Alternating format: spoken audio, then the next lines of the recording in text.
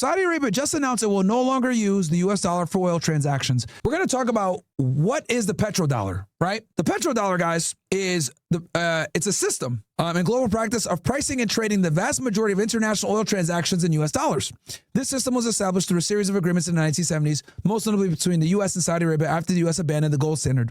So this happened, guys, in the 1970s under the Nixon administration. Nixon cleverly struck this deal, and what it was an agreement where you, Saudi Arabia, will utilize US dollars every time you sell your oil. So if you sell your oil to us, to China, to Russia, to anyone, it doesn't matter, any country that buys oil from you, we ask that you make sure that they pay you in US dollars for that oil. Why is this important? Because this basically ensures that US dollars are always in demand. As long as US dollars are always in demand, we can print as much money as we want, especially since we went off the gold standard. So since our currency was no longer backed by gold, we made it be backed by oil from the Saudi Arabians, right? Now, this, right, was a ballsy move because we had this agreement with the Saudis where they do their deals in US dollars and we offer them protection, okay? And the reason why we offer them protection is, as you guys know, the Middle East is extremely volatile. So the number one fear of the Saudi royal family is to be overthrown. And that insurance policy to never be overthrown or be attacked is secured by U.S. military protection in exchange for Saudi Arabia doing all their oil transactions in U.S. dollars. This props the dollar up. It's backed by oil. Everyone needs to do it. So when we print money, we don't feel the effects of inflation. Okay? So that is what the petrodollar is. Saudi Arabia just announced it will no longer use the U.S. dollar for oil transactions. This is very bad for America. While idiots are more concerned about Kim Kardashian or Drake's beef with other rappers, this is the biggest news of the quarter. Central banks control America, and our ability to print infinite money was heavily reliant on our reserve currency status, which is propped up by the petrodollar. People will need to get ready for the potential economic turmoil in the future.